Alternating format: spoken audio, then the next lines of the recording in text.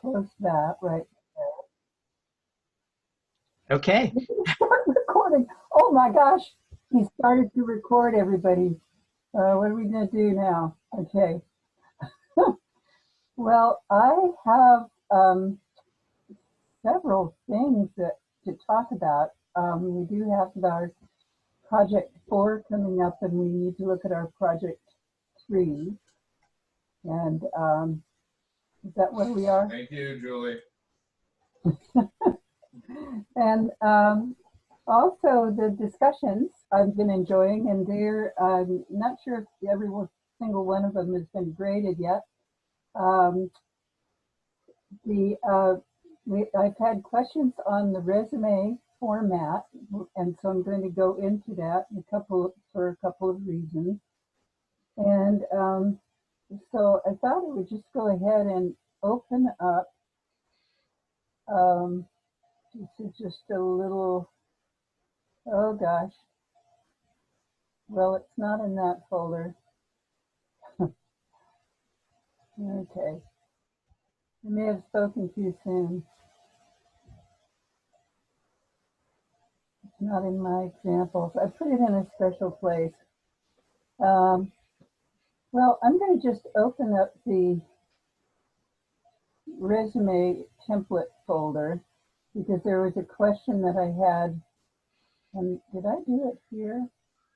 I'll just show it from scratch. So I'm opening up the resume template folder, and I had some questions about this. Oh, you're not sharing your screen. I know, I'm not sharing my screen. Sharing is caring. I wanted to make sure that I could find these things to share, so I have one of them now. And one of them was a redo that I probably should have put someplace that was a little bit easier to find. I'll probably find it after we're all gone or something. We'll see. Okay, well, there were a few things here. And so if you are using this, and I'm going to now show the screen, there was one question about what if we want, so Julie had a question about what if we want 4 columns and our work is in 4 columns.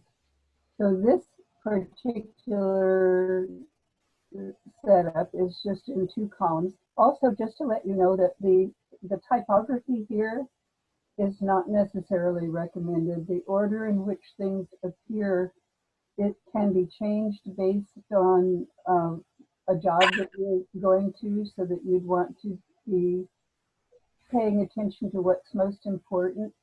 So if, for instance, your experience was most important, you would want to make that prominent.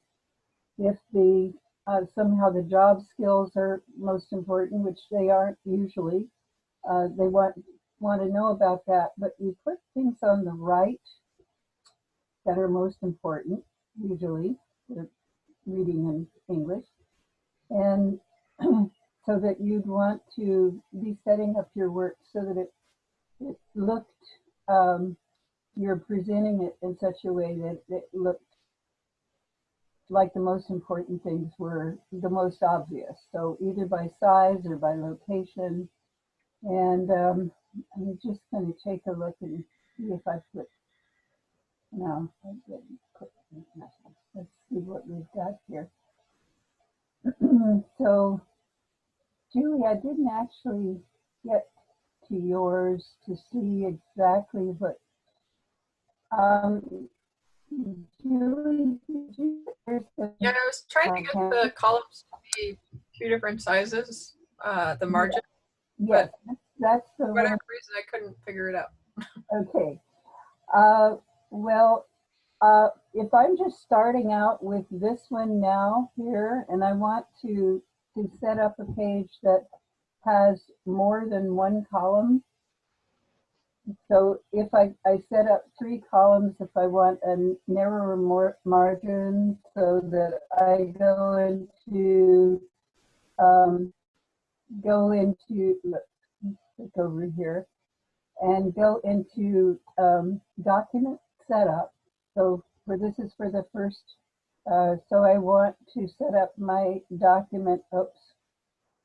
Well, I do want to set up the margins, and I don't want them to be the way they are here. I make custom margins.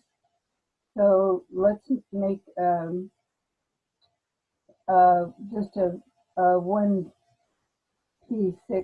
margin all the way around, and just do it like this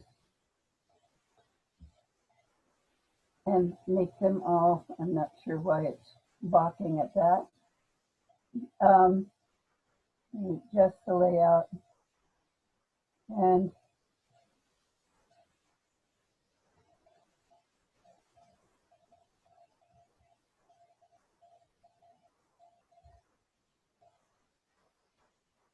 okay.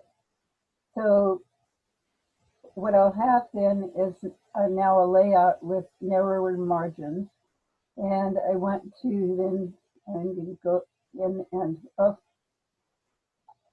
I'm going to start a new file. So, and it's going to be for print, maybe for other.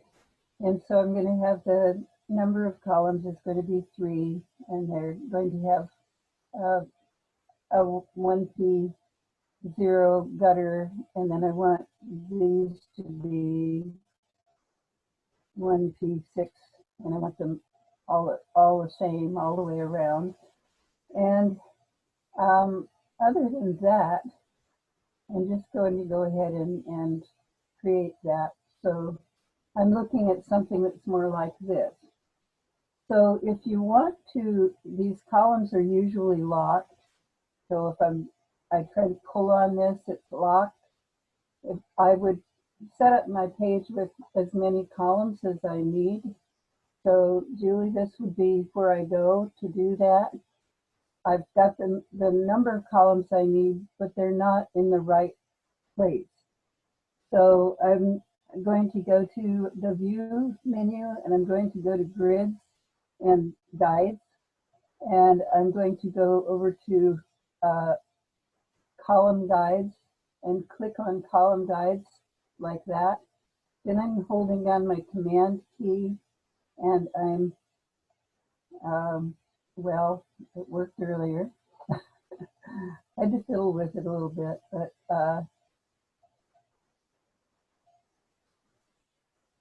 so you're supposed to be able to just get in here and unlock these, which I did. I have that problem too. I unlocked them, but then I couldn't move them. Okay, I had that problem for a while, and now I'm just going to go in there again. I went in a couple of times, and this is the one it's supposed to be. So I'm going to try it now. Well, this is screwed up. I did one a demo in here, and I kept it in a place that I can't find, and I just thought, oh, I'll just be able to do this again. So so yeah, that's how you do it.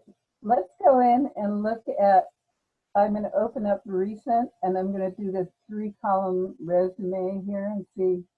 So this is a 3-column resume that I created as a model for pretty good graphics. And this is the logo that I use. And in here, I'm able to adjust the columns. I'm not sure what I did differently from that first one, but I did exactly the same thing at the beginning, where I created the narrow margins on the side, and I created the 3 columns. The 3 columns were equal, and so I moved this thinking in terms of your logo space and what it might be over here.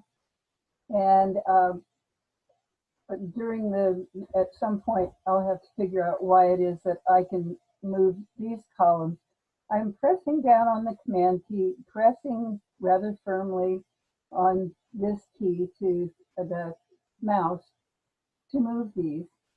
And so this has a couple of different things that I'm showing. So it's not just the columns that I'm showing here.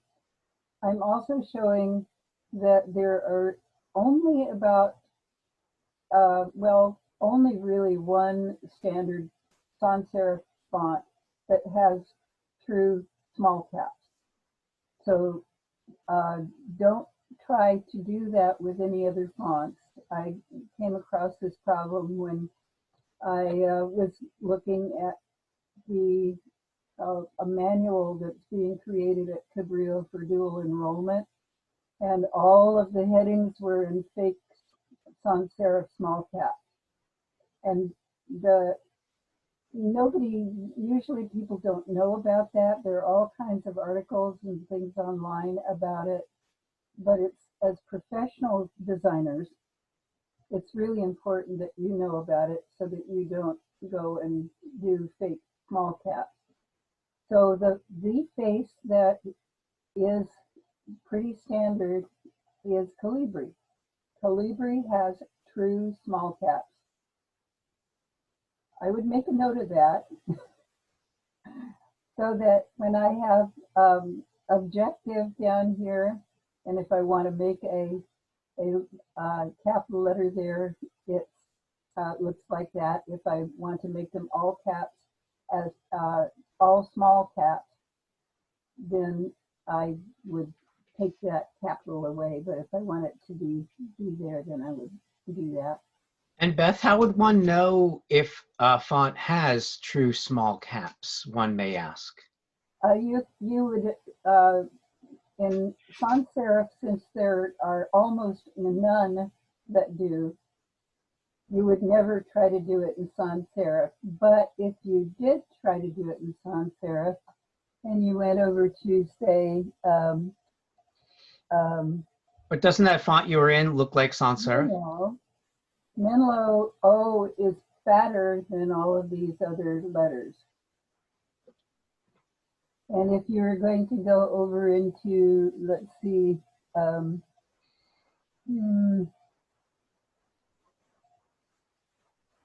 myriad, same thing. Fat O, smaller, lowercase. It was particularly startling in the typeface that was being used in the manual that I saw.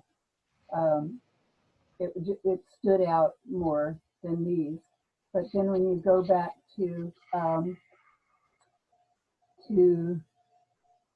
Calibri, like that, you go to anything, if it's not, looks like these are fairly close to small caps, but you have to be aware that if this type here is looking wimpy, then it's fake small caps. It's just reduced capital letters that are, and this is something that InDesign just does automatically. It reduces the size of the capital letters when you click on small caps. But you need to know that out there in the world of typography and type design, all of the top designers know what's going on. And you wouldn't want to turn in something to an art director who knows what's going on. So you need to know that you need to be pretty sure that you've got true small caps going on. So if I make this another B like that, and then I could make it capital B. You see how much fatter the strokes are than the small b down there. The small b should, like that with Calibri. Where are you, Calibri? Calibri's got this. Now the B is the same width here as the capital B. Mm-hmm. So you can, if you can't see it, uh, then make sure that you find out about it by doing the research and seeing what actually does have true small caps in lowercase if you're going to try to use it. Also, most of the uppercase doesn't automatically have small caps. It's a redrawn font that's separate and costs money in addition to, so it just, you'll have to study up on that.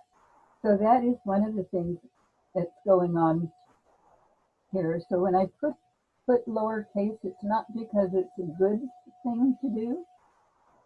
This is only a template in that it has all of the tabs and that sort of thing. So that for folks who haven't worked with tabs or hanging indents, like we're doing here, or all of these kinds of things that don't happen as a rule necessarily in a class on InDesign. They do in our DM2 class on InDesign. I don't know if they use InDesign in DM5 for their large portfolio piece that's all about different design principles. And so they evaluate a particular business or company or something like that about their design, and it uses InDesign for the software interactive files in InDesign. Who's taken DM5? I have. Okay, so it turns out that DM2, 4, and 5 are prerequisites for this class. So, Good thing yeah, so they are prerequisites. So that knowing InDesign at the level of DM2 would be the expected thing. So, but if somehow that hasn't happened or it's been a while, then I provided this template that's just one of 1,000 possibilities so that you could be re-experience what goes on when you're looking at a file like this in terms of the if you're on the paragraph side, you get to see what the space before paragraph is up here. And if you haven't been here before, then you don't even know that that's what this means, because that's just little symbols. And you have to hover over it to know that space before means space before what. You have to know that this symbol over here means a paragraph, and this one means a character. So those kinds of things are covered in DM1 and really thoroughly covered in DM2. And things like moving columns, we covered a little bit in DM2, and I've already had a little trouble with that this morning, and then I realized that I didn't press hard enough, so I'm not sure. Like if right now I wanted to move this column, um, I I think I can because I've got it set up, but um,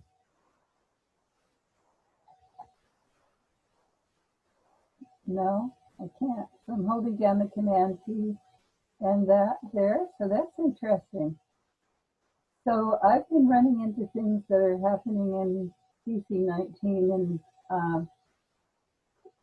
20, I guess now, that haven't happened before. So in view grids and guides, if I click on, it said the instructions that I got when I double checked because it wasn't working, I double checked online, and it said you go here and you click on guides, then you hold down the command key and then you press on the guide and then you move it. And yeah, so that one, I'll try it, see if it works on mine for some reason.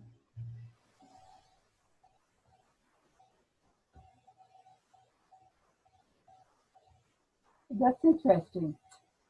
So Can you try with the selection tool? The what? Selection tool. I'm holding down this command key and grabbing this with the selection tool. That was the way I moved it just a few minutes ago. It's on type tool, I guess. Yes, and I had to press really hard. So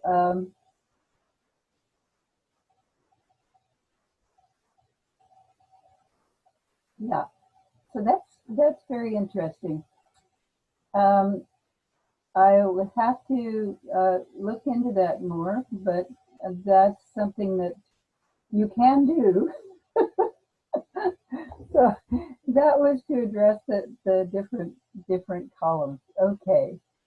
So and in the resume template here, back to that, that's something that's just it's It worked on mine. I don't. It did work on mine doing what you said. I just tested it on my InDesign, but I have a InDesign 2020, so yeah, I have maybe 19 doesn't like it. 19 and it 19 and it worked this morning to make that page that I just showed you that had the 3 columns.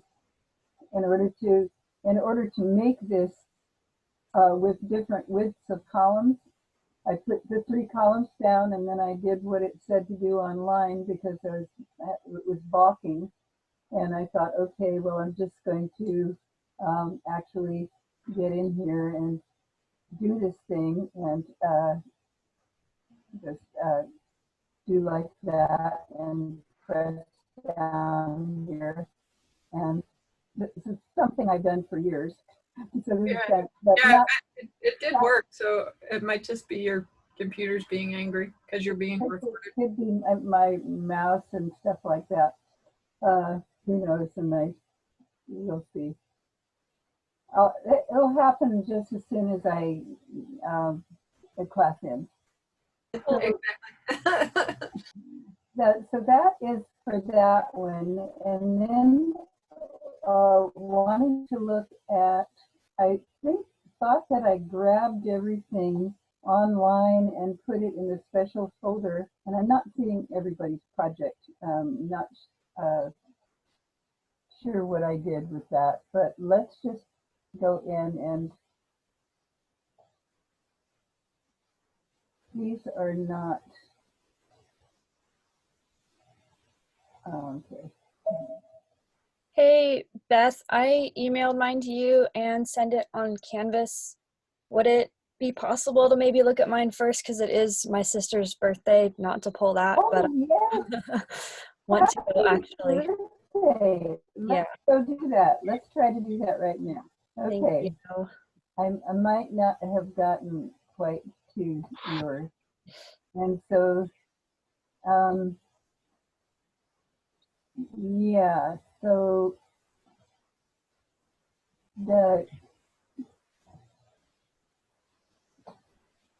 I haven't learned all about where everything is in Canvas. This is what I've been using. And so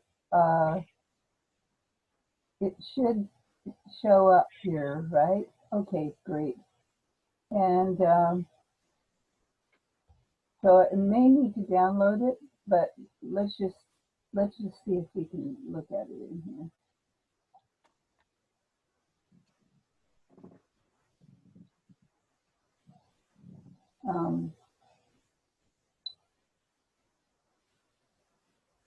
Try to pull this down out of the way and just put this here, there.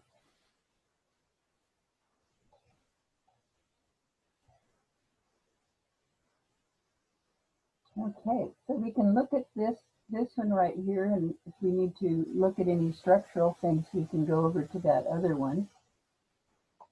And I want to just put this in the dock. Let's do that. And take a look at this one. So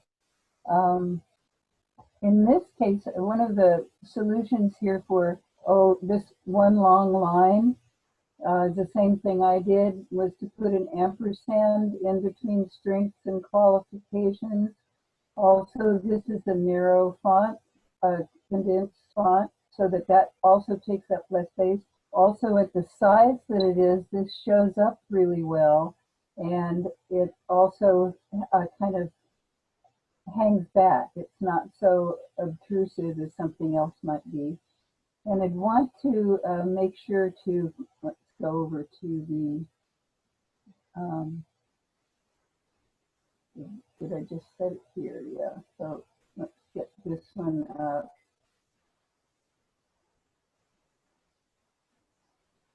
And mine can't open up here InDesign 2020 files. Mm. All right, so they do need to be packaged, and I know. I don't know what that link is. That's not from me, so I didn't add anything, so it doesn't matter. yeah, so here we go. Even though it's not there. I did package it. Yes, I've got it here. Okay. I don't have all of the fonts, so I can see the fonts in the PDF. It takes a while to load fonts, so I'm going to ignore that part. Mm-hmm. And even if you, yeah, it just takes a while to make that happen. But for this part right here, what I'm looking at is this is the objective right here. So this is the line that objective should go on. So I'm not sure if doesn't seem to be responding to me.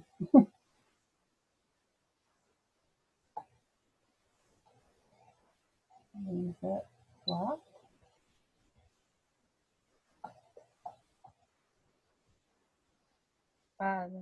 Could be locked.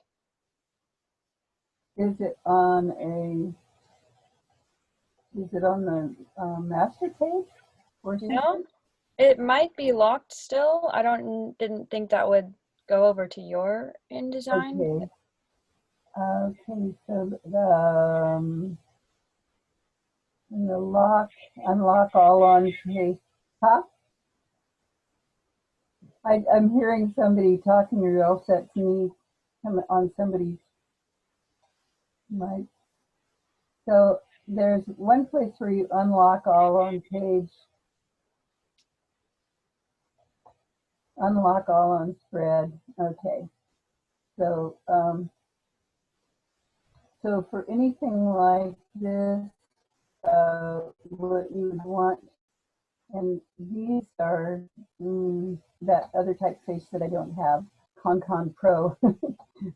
But even so, what I was seeing is that this needs to be aligned with the type that it goes with.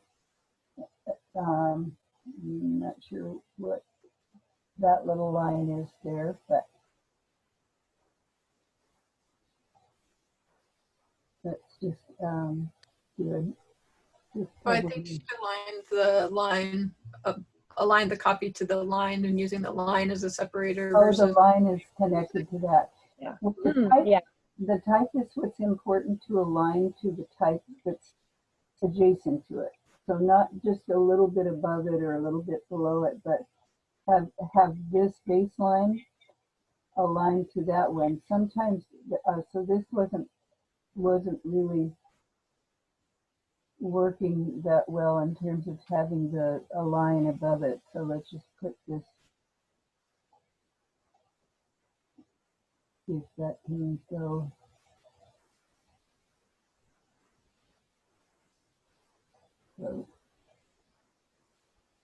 So what happens with something like this, that might have been a little bit lower, is I think I mentioned something about the film festival that I went to where somebody had done the program, and the times and were kind of equidistant between the authoring, and it looked like the bottom one went to the type at the top. So I think that it would be really good to make sure that these, when you get down to here, visually, not logically, but visually, they tend to be ambiguous, is what I'm trying to say.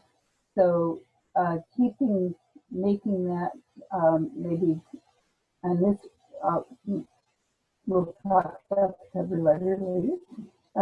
So let's go back to here and see how that all plays out. So if you're going to, you'd have to have enough space. This is pretty good probably, and I think that may be close to where you had it before. Yeah. Yeah, and that sort of works, but I feel like it's really important to have the headings, the firmest part connected to the type. So I might raise the line a little bit that separates them to the top of the caps for the heading, for the side heads, and then you can have it kind of both ways. So that's what I was thinking of possibly there. And I like the typeface that you chose here. It's very nice. So it has a low X height and this one right. Just Garamond. So that's really looking good. The other one that I just mentioned, I think I did, is Cochin, which has a built-in X height that's very low. So let's go to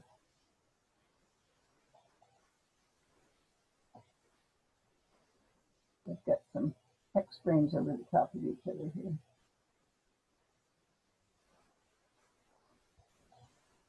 So because the X height of Cochin is so low, whoops, because it's so low, at the same height, when you compare it to here and here, that it looks like it has more leading, but it doesn't really. So it's just something I want you to know about. I'm not saying you should change your resume, swap it out, because the Garamond looked really good. But it's another way of creating open space by a type change. So that would be something just to keep in mind, that Cochin has that going on with it. So overall, this looks really good, and I like the way that I think we need to sort of look.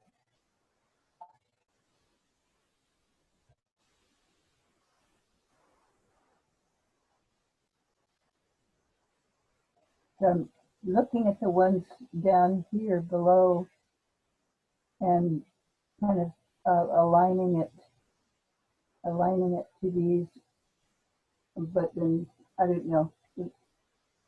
I think that just working on that would be a good thing to make sure that the headings are closer to the headings they go with, type to go with, and kind of play around with that a little bit.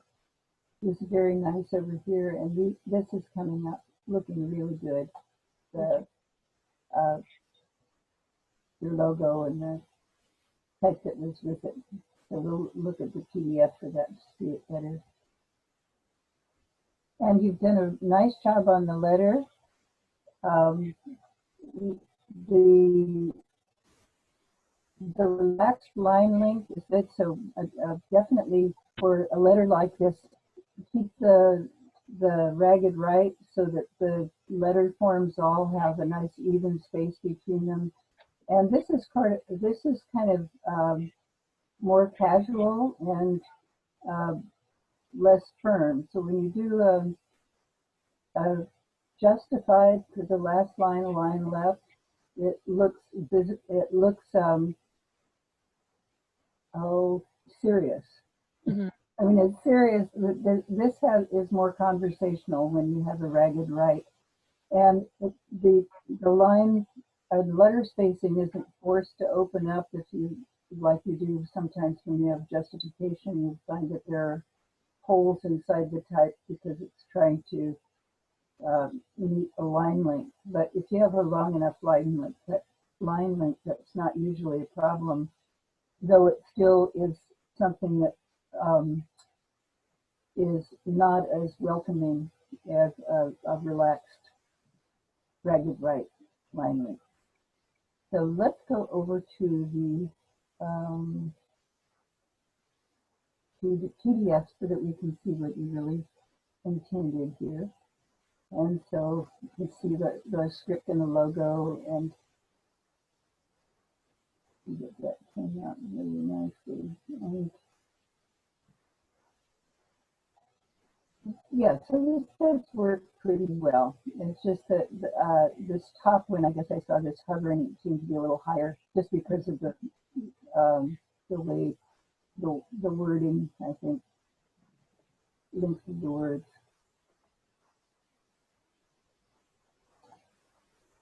And this looks very nice too. You did a wonderful job on that, and you should go and we'll have a recording so that you can look at that, and you should go join the birthday party. Thank you. Is it the next room? Yeah, it's Yeah, I was reminded about that today when I was looking at stuff about our portfolios. So we were talking about portfolios, and some of that comes up in where we are all on the planet here now, and how we do our portfolio. But you did a great job on this, and you have a wonderful day. Thank you. And watch the video. Will do. Bye, guys. So let's just go and see. So Russell, Seth, I got yours. I just got yours, so I haven't had a chance to look at it. Okay. So for your cover letter, it's either an indent or paragraph spacing, so not both usually. So that's kind of a rule. So What'd you say? I'm sorry, your microphone's got a lot of like back reverb because of your room. It's really hard to hear you. oh, well, I'm not sure what that's about, but Yeah, I have everybody, I've been muting people whenever I heard noise, so everybody is muted, Beth, except for you. I mean, just your microphone sounds like you're like talking into a tin can. It's a function of your microphone. It's really hard to understand you. yeah, and I'm having a hard time hearing you too. I'm not sure. John, what do you think? Well, certainly a microphone upgrade might be in order. I know you've got that webcam that's also a little on the fuzzy side. You could try increasing maybe the volume of the mic. I don't know if that would make much difference. It might help. I haven't ever had to do that, so I don't know. Your best bet is going to be getting like a headset mic for future classes because yeah, you know, if you have the audio is bouncing around your room. And it's not a very good mic in the first place, so you're not getting great audio quality. Yeah, that's true. You know what might work also? If you have like little earbuds with the microphone, like for an iPhone or something, you could try plugging. I do, but they're not doing anything. I just I need somebody who knows about this stuff to come and help me with it. But I can't do that. So, can you hear me at all? I can hear you okay. For me, it's more of I think your internet is cutting in and out. That's the sound problem I'm getting. It's like when a low connection. So you could like sign out and sign back in and see if the internet connection gets better. Okay. Because I can hear you okay. I just have to turn my volume up. Okay. You could try that. I'm not sure it would make much difference, but it might be worth a try. Are there other things going on your network at home, like are other people doing uploading or downloading, or are you doing downloading? Well, they're using the network pretty much all the time for listening to music and stuff like that. I find that when I'm doing some uploading to, like, for example, I upload these videos to YouTube after each class, and when I'm doing the uploads, my my network really shows sluggishness and cuts in and out when I'm doing that uploading, but I don't know what's going on over there. Well, let's try this again. I, this, should I talk in a louder voice? Is this okay? What did I say? Did I say, is this I mean, okay? I think the volume is okay. It's just the quality of it's just a little on the fuzzy side. The audio is not crystal clear. That's all. Okay. The Well, audio is about as clear as the video. I'll have And you're a to- little fuzzy. Yeah, well, that's, I mean, unless they have anything at all. yeah, I don't know if there's a whole lot we can do about it right now.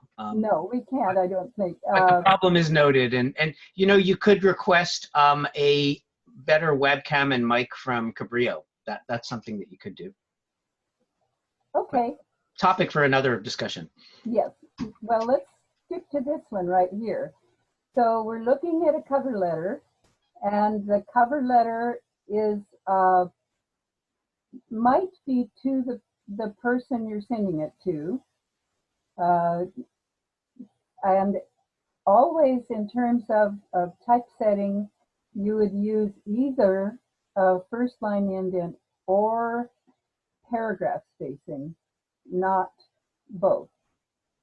So it's sort of a mark of not knowing that, which is what we teach. So you would be either having paragraph spacing or a first line indent and not both. And you would not ever have a first line indent on a first paragraph either. So that's pretty universal. And you kind of can get that by looking at a lot of professionally produced examples and seeing that that's kind of not the way it's done. And it's my job to let you know that. And Also, I would let me interject that when you're making that choice as to whether or not to do indents on paragraphs or have your secondary letting, your space between paragraphs, what I usually do is if I have a lot of text and I'm kind of shoehorning it into a smaller space, then I won't do the spaces between paragraphs and I'll do indents instead because it's more efficient use of the space. But if I have enough space, like as in this page where there's plenty of space on the page, I would probably do spaces between the paragraphs and eliminate the indents. If I was going to do indents, I would probably also reduce the amount of the indents that I see here by about at least half. But that's that's a little subjective, but that's me personally. So I just wanted to normally when you're looking at really professional publications, when you're looking at the real thing, let's see, when you're looking at real professionally produced publications, those are the things you want to emulate, and looking at things that are advice from the experts is kind of what I've gone by, and just passing that along. And the maximum indent is usually a pica.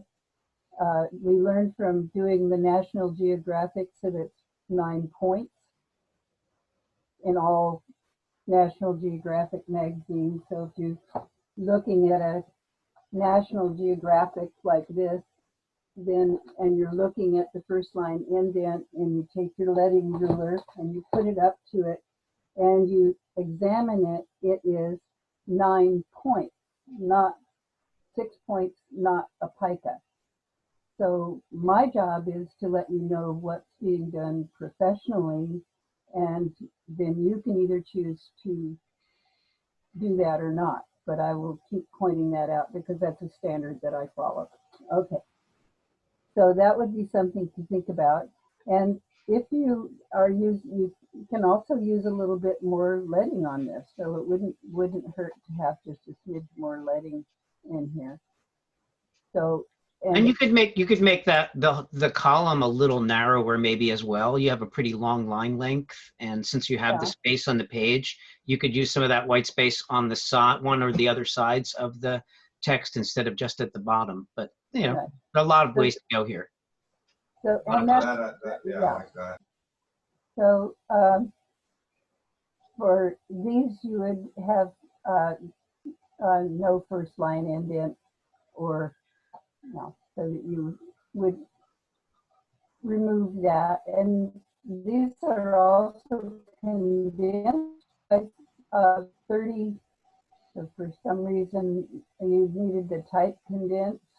So if you were to make it a little bit less condensed, the line length changes somewhat. So that's and also there's more air. You can also look at just an extra point of leading and see what that does. So my thought is to, with any of things like this, to play around with some of the leading and the different pieces of the type, just to see if there are other ways it could look that would be, we know that that's too little. And so looking at what is it like.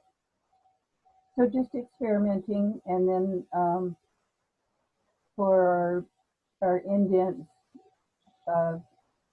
getting in here and seeing what you would be doing for a first line indent. So 0P9 that National Geographic uses is, oops, okay. Wait a minute. What is going on here? So I'm going to go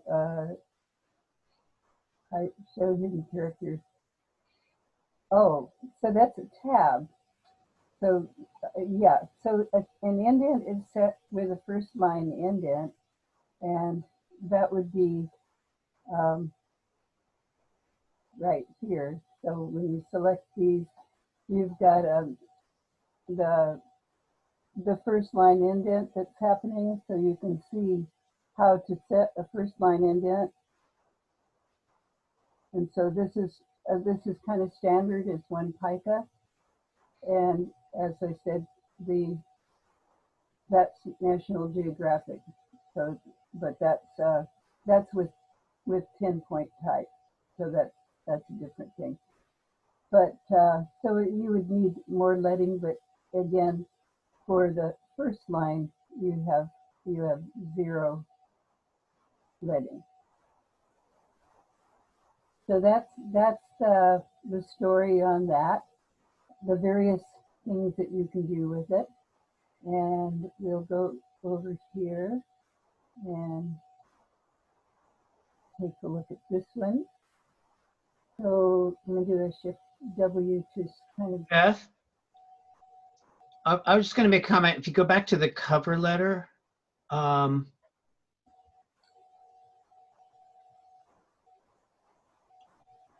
not sure I would, if it was me, I probably wouldn't put cover letter at the top of the cover letter. I might put something like who I am, my philosophy of this or that, depending on the job you're It's applying kind of for. just a placeholder for like to who it may concern. Yeah. Okay. But probably wouldn't put cover letter because it's kind of Yeah.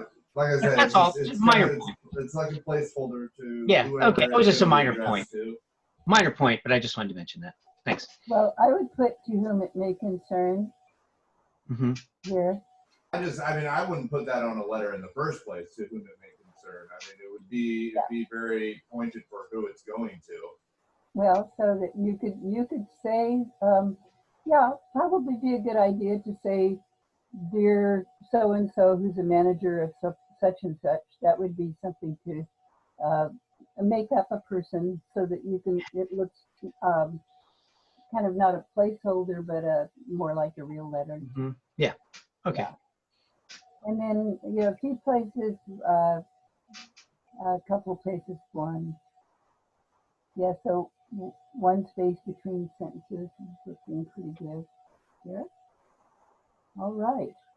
And also, just as long as we're on the letting thing, sometimes people tend to just hit a carriage return twice between the paragraphs, which puts a full line of space. That's the lazy way. Another way to do it is to set the space above or below paragraphs in your paragraph style, which gives you a little more control than the full space between sentences. Just want to mention that too. And that's what we learned that's what we do all semester long in DM2 is paragraph spacing, character spacing, indents, tabs, all that kind of stuff. From week 2, that's all we do all semester long.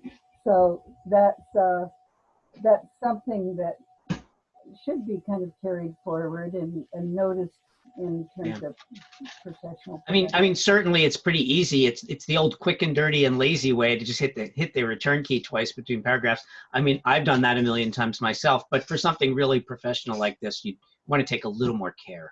That's all. Yeah, well, we learned that every paragraph is styled. You don't get multiple paragraph returns.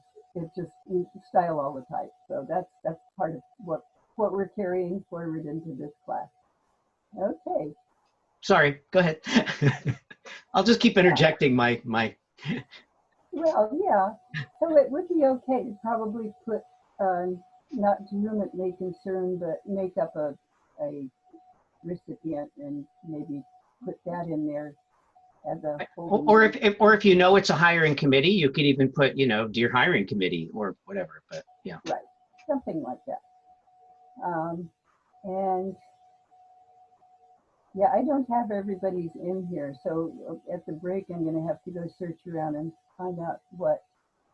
And since it's 3:27, we are approaching break time, just so you know. Yeah, okay, and we look at, all right, so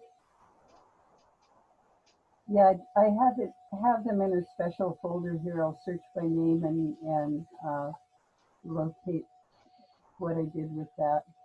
I was grading DM1 at the same time, so I hope I didn't do anything like put your stuff in their folder. So one thing at a time, I've been told, and I don't always follow that. So I did want to take a look at the PDF of this before we go, because I remember it was really nice. So this is what we're looking at, which does have some wonderful elements in here, and it would be good to bring this one over and yeah, to make that a little bit more solid. But I can also see that there's a opening up the space is something that's going on here. So maybe a shorter line length and less space between the paragraphs, but space between the paragraphs would be good. And this type right here is really nice. I'm not sure, you have to go to a lighter weight maybe when you're addressing the person who the letter's to, or the committee, or whatever that is. And then for our, we've got some, so I'd say that trying to get the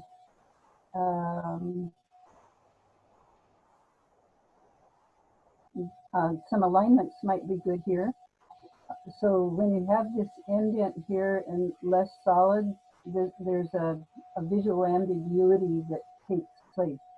So keeping this all the way over here as an unindented part gives a more solid foundation to the part above it. And California is capital C, capital A, so you want to make sure you do that. And so Spell check doesn't usually check upper and lowercase, so just that would probably be somebody else proofing that. I think that the California abbreviation, the old style would be capital C, small a, and then a period.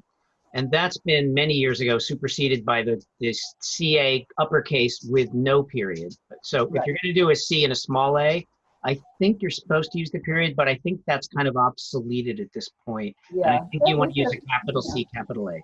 Sorry, just details. Yeah, we did stop doing that in the 60s, I think. Yeah, but definitely the typeface makes a lot of difference here. So looking at it in InDesign was really kind of unfair because it doesn't show the finest qualities of the piece. So, okay, and I'm not going to. It looks like we're not getting the stylized 42 on this one that we got on the previous No, so the font thing. Those are all fonts that Yeah. I just don't have. So font substitutions going on here, that's all. That's why we turn in a PDF too, so that we can see that. But I do like the stylized 42. I really like the other page. That all Very was nice. great. Really nice. Yeah. Okay. So I'm going to close these. So did we decide that we're going to take a break and I'm going to try to find the things that I thought I got off of Canvas? Is that where we're at? I think that's where we're at. Okay. And I did want to, I'm just going to cancel this a moment, did want to point out that, again, that on the template, just because I put this lowercase here, it's just to be styled. So in the same way that all this made up stuff over here is all supposed to be styled. So it's just a template that needs new fonts, needs new spacing, new information, just a demonstration of a hanging indent with tabs and paragraph spacing, kind of like we did in film credits in DM2, so that people could remember how to do that or have an example of it. So your job is to take it and kind of go off and play with it. And I'm going to try this again now. Yeah, that's a mystery now to me. That paragraph, the column, moving the columns is something that I'm going to have to go in and find out why it worked one time and it didn't again. I maybe pressed another button. Maybe if you start your computer during the break, it'll fix your sound in the program. Yeah. Maybe it just wants to take a nap. Does it have to do with whether or not you I'm just guessing here, I don't know, have a master page with a column layout versus manually putting the columns on an InDesign page? Maybe there's a difference there, or there's some kind of master page column set up that doesn't let you, I don't know. No, I moved the columns on this very file that we're looking at right now. Oh, okay. That's how they got where they are, is I moved them there. And somehow I pressed the wrong button again. Uh-oh. Yeah, but I did want you to know that it's here in View Grids and Guides. That's the only place it is where you can unlock the guides and Right. lock them. And the information online says go to click on Lock Guides and then go up to your column and hold it, press, and you can move it around. But was there a difference in that window you were just at between guides and column guides?